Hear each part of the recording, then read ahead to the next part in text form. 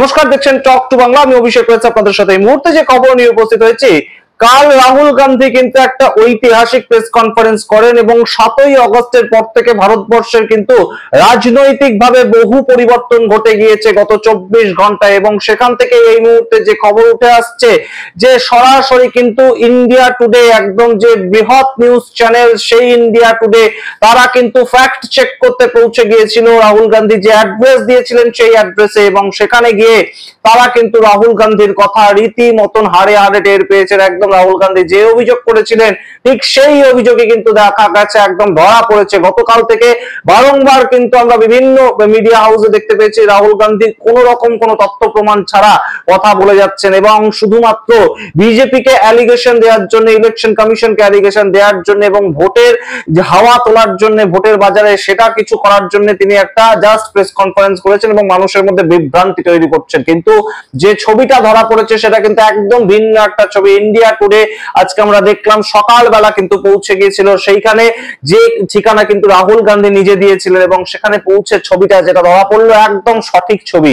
একই ঘরে একই ঠিকানায় রেজিস্ট্রেশন হয়েছে 80 জন ব্যক্তির, কিন্তু সেই ঘরের আসল ছবিটা আপনাদের সামনে তুলে ধরবো। এবং তার সঙ্গে আদিত্য শ্রীবাস্তব, যে নামটা গত 24 ঘন্টায় রীতিমতন আলোচনায় চলে এসেছে, যে আদিত্য শ্রীবাস্তব তার 3টে রাজ্যে 3টে ভোটার আইডি কার্ড, সেই আদিত্য শ্রীবাস্তব আজকে ইন্ডিয়া টিভি, এটা অন্য আরেকটি চ্যানেল ইন্ডিয়া টিভি, তাদেরকে দেয়া সাক্ষাৎকারে তিনিও কিন্তু সম্পূর্ণ বিষয়টা বলেন যে রাহুল গান্ধী যা বলছেন সঠিক বলছেন। সুতরাং এই মুহূর্তে কোথাও গিয়ে মুখ পুড়ছে বিজেপির, মুখ পুড়ছে এই মুহূর্তে নির্বাচন কমিশনের, তেমনই কিন্তু এই মুহূর্তে সারা দেশের রাজনৈতিক পর্যবেক্ষকরা মনে করছেন। সেই সমস্ত খবর ডিটেলসে যাওয়ার আগে অবশ্যই টক টু বাংলা ইউটিউব চ্যানেলটিকে সাবস্ক্রাইব করে দিন। এই ভিডিও শেষ অবধি দেখুন, অত্যন্ত তাৎপর্যপূর্ণ এই ভিডিও। আপনারা জানেন যে রাহুল গান্ধী কিন্তু অবশ্যই গত 6 মাস ধরে রীতিমতন চুপচাপ তার টিম কিন্তু একটা তদন্ত করেছে এবং সেই তদন্তের মূল যে ভিত্তি সেটা কিন্তু তাদের নিজস্ব ব্যক্তিগত কোনো নথি, সেখান থেকে তারা তদন্ত করেছে বা সূত্র মারফত কোনো তদন্ত সেরকম কিছু নয়। কিন্তু একদম সরাসরি কর্ণাটকের যে ভোটার লিস্ট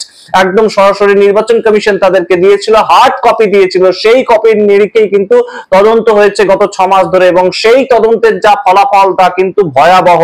এবং রাহুল গান্ধী দেখিয়ে দিয়েছেন যে একটা বিধানসভাতেই কিভাবে 1 লক্ষ ভোট এক্সট্রা হঠাৎ করে ঢুকে পড়েছে এবং সেখানে কিভাবে ভোটার লিস্টটা তৈরি হয়েছে, কোন ভোটার লিস্টের ভিত্তিতে ভোট হয়েছে, সমস্তটাই প্রশ্ন করে দেখিয়েছেন রাহুল গান্ধী। এবং তার পরবর্তীতে কিন্তু আমরা দেখতে পেয়েছি যে নির্বাচন কমিশন তার পাল্টা একটা প্রেস কনফারেন্স করতে পারতেন গত 24 ঘন্টা, তেমন কিছু করলেন না। তারা যেটা করলেন, রাহুল গান্ধীকে শুধুমাত্র তারা বললেন যে আপনি হলফনামা দিয়ে আপনার যা অভিযোগ আছে আমাদেরকে জমা দিন। কিন্তু তার নিরিখে একদম কপিল সিব্বল তিনি সরাসরি বলে দিয়েছেন যে রাহুল গান্ধী যা বলছেন তার পরিপ্রেক্ষিতে হলফনামা জমা দেওয়া যায় না, তার কারণ সেটা একদম আইন বিরুদ্ধ একটা ঘটনা। সেরকমই কিন্তু কপিল সিব্বল বলছেন। অন্যদিকে রাহুল গান্ধী তিনি আজকে ব্যাঙ্গালোরে গিয়ে সরাসরি বলে দিয়েছেন যে তিনি তো সংবিধানকে শপথ করেছেন, তিনি একজন পার্লামেন্টারিয়ান, তিনি একজন এলওপি, তিনি যে কথা বলছেন সেই কথার যদি ভিত্তি না থাকে নির্বাচন কমিশন তার বিরুদ্ধে ব্যবস্থা নেই। তিনি যে অভিযোগ করছেন সেটা তো সত্যি বলেই তিনি অভিযোগটা করছেন, মানুষের দরবারে তিনি প্রেস কনফারেন্স করছেন, তার পরবর্তীতে তাকে আবার হলফনামা দিয়ে কেন জানাতে হবে, এই প্রশ্ন যখন রাহুল গান্ধী করছেন ঠিক তখনই কিন্তু একদম ইন্ডিয়া টুডে যে বিশাল নিউজ চ্যানেল তারা কিন্তু একটা সরাসরি আমরা দেখতে পেয়েছি সেখানকার রিপোর্টার আজকে পৌঁছে যান একটি ঠিকানায়, যে ঠিকানাটা রাহুল গান্ধী বলেছিলেন। তিনি বলেছিলেন মনি রেড্ডি গার্ডেন, হাউস নাম্বার 35। অত্যন্ত তাৎপর্যপূর্ণ এই ঠিকানা গত 24 ঘন্টায় হয়ে উঠেছে। মনি রেড্ডি গার্ডেন, হাউস নাম্বার 35। সেই বাড়িতে রাহুল গান্ধী অভিযোগ করেছিলেন যে 80 জন সদস্যের ভোটার লিস্টে এই বাড়ির ঠিকানাতেই কিন্তু তারা থাকেন, এরকম একটা রীতিমতন একদম বাস্তবিক চিত্র দেখা যাচ্ছে। অর্থাৎ এই একটি বাড়ি এবং তার যে ঠিকানা হাউস নাম্বার 35, সেই বাড়ির সামগ্রিক যে একদম আয়তন সেটা হচ্ছে 10 বাই 15 ফুটের একটি ঘর। এছাড়া সেই বাড়ির কোনো ধরনের কোনো জায়গা নেই এবং সেই জায়গায় 80 জন মানুষ একদম ভোটার লিস্টে রেজিস্টার্ড, বিভিন্ন মানুষ সেই একদম বাড়ির মধ্যে রেজিস্টার্ড, অথচ সেই বাড়িতে কি তারা থাকেন? ইন্ডিয়া টুডে রিপোর্টার যখন সেখানে যান সেখানে দেখতে পান তিনি যে কোনোভাবেই সেখানে 80 জনের পক্ষে থাকা কোনোদিনই সম্ভব নয়। এখানে কোনোদিন 80 জন ছিলেন কিনা আশেপাশের লোকজনকে তিনি জিজ্ঞাসাও করেন এবং তারা জানান যে কোনোভাবেই এখানে 80 জন ছিলেন না। সেই ভিডিও ইউটিউবে আছে, আপনারা দেখতে পারেন ইন্ডিয়া টুডের একটি ভিডিও, সেটা আমরা দেখাতে পারি না কপিরাইটের কারণে। কিন্তু এই মুহূর্তে রীতিমতন যে ঘটনাটা চাঞ্চল্য ফেলেছে যে একদম সঠিক তথ্য দিয়েছেন রাহুল গান্ধী। যে ব্যক্তিকে সেখানে পাওয়া গেছিল এই একদম মনি বিরাটি গার্ডেন হাউস নাম্বার 35 এক ব্যক্তিকে পাওয়া গেছিল এবং তাকে যখন জিজ্ঞেস করেন এই রিপোর্টার, তখন তার অবস্থা রীতিমতন কাঁদো কাঁদো হয়ে যায়। তিনি আর কথাই বলার অবস্থায় থাকেন না। তিনি বলেন যে আমি এখানে এসেছি মাত্র 1 মাস আগে, তাই এই ঘটনা যে এই আমার বাড়িতে, এই যে আমার বাড়ির ঠিকানায় যে বাড়িতে আমি এখন থাকছি সেই বাড়ির ঠিকানা নিয়ে যে এরকম ঘটনা ঘটছে আমি নিজেই জানি না। সুতরাং বুঝতেই পারছেন এই মুহূর্তে রীতিমতন যে 80 জন ভোটার তারা কোথাকার লোক, তারা কোথায় থাকেন, আসলে তাদের ঠিকানা কিভাবে এই বাড়ির রেজিস্ট্রেশন নাম্বার অনুযায়ী হলো, একই ঠিকানায় বিভিন্ন ব্যক্তির রেজিস্ট্রেশন নাম্বার এবং তারা ভোট দিচ্ছেন বছরের পর বছর, সেটা হচ্ছে কি করে এবং সেই ভোটের পরিপ্রেক্ষিতে সরকার গঠিত হচ্ছে সেটাই বা হচ্ছে কি করে?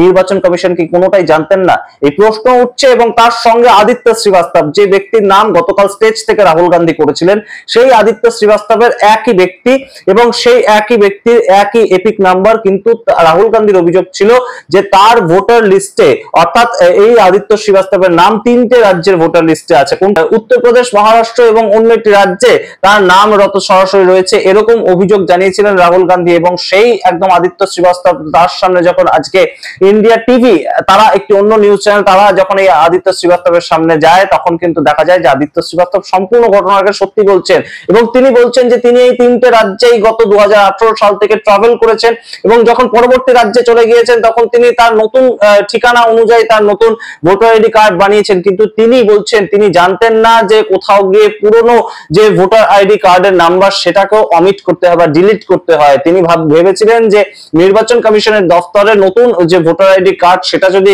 একজন ব্যক্তি অন্য ঠিকানায় বানায় তাহলে অটোমেটিক্যালি আগের ঠিকানার যে ভোটার আইডি কার্ডটা সেটা একদম অমিট হয়ে যায়, কিন্তু সেটা যে হয় না সেটা তার জানা ছিল না। এবং সেই প্রেক্ষাপটে একই ব্যক্তির 3টি রাজ্য জুড়ে কিন্তু 3টি ভোটার কার্ড চলছিল এবং যে ভোটাররা কিন্তু ভোট দিচ্ছিলেন, অর্থাৎ সেই একই ব্যক্তি 3টে রাজ্যে ঘুরে ঘুরে ভোট দিচ্ছেন, সেটা তো হতে পারে না। এবং সেই প্রেক্ষাপটে দাঁড়িয়ে তাহলে তার হয়ে ভোটটা কারা দিচ্ছিলেন, এই প্রশ্ন এখন উঠছে। সুতরাং এই মুহূর্তে রাহুল গান্ধীর কথা যে অক্ষরে অক্ষরে মিলে যাচ্ছে সেটা রিপোর্টাররা অন্তত তো বলেই দিচ্ছেন এবং বিভিন্ন জায়গায় আমরা দেখতে পাচ্ছি আজকে সকাল থেকে রাহুল গান্ধীর যে প্রেস কনফারেন্স, তার ভিত্তিতে রাহুল গান্ধী যা অভিযোগ করছেন, অন্তত দু একটা জায়গায় ঘুরে রিপোর্টাররা দেখতে চেয়েছিলেন যা বলছেন সেটা কোনো ভিত্তি আছে কিনা, একদম সঠিক ভিত্তি যে আছে এই দুটো ঘটনার থেকে কিন্তু একদম প্রমাণিত। এবং সরাসরি একদম কপিল সিব্বাল তিনি সরাসরি যে বক্তব্যটা রেখেছেন যে হলফনামা চাওয়ার কোনো জায়গায় নেই, সেটা আইনতভাবেও কোনো জায়গা নেই এবং একদম সারা দেশের রাজনৈতিক মহল এবং আইএনডিআই এর জোট যেটা বারংবার বলছে যে যদি নির্বাচন কমিশন মনে করে যে তারা তাদের সম্বন্ধে ভুল কিছু ইন্টারপ্রিটেশন করেছেন, রাহুল গান্ধী এই ভোটার লিস্ট সম্বন্ধে ভুল কিছু ইন্টারপ্রিটেশন করেছেন, তাহলে তারা একদম সরাসরি একটা প্রেস কনফারেন্স করে ঠিক রাহুল গান্ধী যেমন ভাবে বলছেন তেমন ভাবে তারা কেন তাদের যে অবস্থানটা সেটা সরাসরি একদম ক্লিয়ার করে দিচ্ছেন না মানুষের সামনে, তাহলে তার কোনো সমস্যা থাকে না। যে সবচেয়ে গুরুত্বপূর্ণ পয়েন্টটা উঠছে, একদম রাজনৈতিক বিশ্লেষকরা যেটা বলছেন সেটা কিন্তু যে এই যে তথ্য প্রমাণ, এই তথ্য প্রমাণের ভিত্তিতেই তো রাহুল গান্ধী খুঁজেছেন। তিনি তো হঠাৎ করে নিজে কোনোভাবে একটা সূত্র মারফত খবর বের করা বা কোনো একটা ডিটেলস বের করা, একটা লুকিয়ে কোনো কিছু বের করা তথ্য প্রমাণ, সেই রকম ভাবে তিনি তো তার টিম অনুযায়ী কাজ করেছে, তারা তাদের মতন করে কাজ করেছে তেমন নয়। একদম ভারতের নির্বাচন কমিশন তাদের কাছ থেকে রাহুল গান্ধী চেয়েছিলেন ডিটেলস এবং সেই ডিটেলস তাকে দেওয়া হয়েছিল এবং সেই ডিটেলস হার্ড কপি হিসেবে দেওয়া হয়েছিল। 7 ফুট লম্বা ডিটেলস দেওয়া হয়েছিল হার্ড কপিতে এবং সেটা 100 কিলোর মতো ওজন হবে। সেই ডিটেলসটাকে রীতিমতন একদম তথ্য তালাশ করতে, সেগুলোকে গ্রাউন্ড রিয়েলিটিতে চেক করতে রাহুল গান্ধীর টিমের 6 মাস সময় লেগেছে। তারপর গতকালকের এই যে প্রেস কনফারেন্স সেটা রাহুল গান্ধী সবার সামনে নিয়ে এসেছেন এবং সেই জায়গা থেকে রাহুল গান্ধী একদম নিজের মতন ভাবে নিজে কিন্তু একদম রীতিমতন বলে দিয়েছেন যে তিনি তার জায়গায় সরাসরি সংবিধানকে শপথ নিয়ে তিনি একদম পার্লামেন্টারিয়ান এবং তার সঙ্গে তিনি ভারতবর্ষের যে ভোট, সেই ভোট যে প্রক্রিয়া, সামগ্রিক প্রক্রিয়া, তার সঙ্গে গত 20 বছর ধরে যুক্ত। সুতরাং তিনি জানেন যে কিভাবে নির্বাচন কমিশন নির্বাচনগুলো করা এবং তার পরিপ্রেক্ষিতে এই মুহূর্তে তার এই অভিযোগ অত্যন্ত তাৎপর্যপূর্ণ। ভোটের আগে অর্থাৎ বিহার ভোটের আগে এই ধরনের যে অভিযোগ সামনে এসেছে, তারপরে বিহার ভোটে কি আর কোনো ধরনের কোনো কারচুপি করার সুযোগ বা চেষ্টাও করবে অন্য কোনো দল কিংবা নির্বাচন কমিশন কি সেটা অ্যালাউ করবে? এবং সেটা যদি অ্যালাউ না করে তাহলে কি আর বিজেপির সরকার তৈরি হবে? এবং সবচেয়ে গুরুত্বপূর্ণ যে প্রশ্নটা, এই প্রশ্নের সঙ্গেই উঠে আসছে যে বিজেপির সরকার যদি তৈরি না হয় তাহলে কেন্দ্রে বিজেপি সরকারের কি হবে? তার কারণ নীতিশ কুমার যদি মুখ্যমন্ত্রী না থাকতে পারেন, যে কোনো ভাবে তিনি যদি মুখ্যমন্ত্রী না থাকতে পারেন, তাহলে কি তিনি আর তার 12 জন সাংসদ দিয়ে এনডিএ সরকারকে টিকিয়ে রাখতে কোনোভাবে সচেষ্ট হবেন?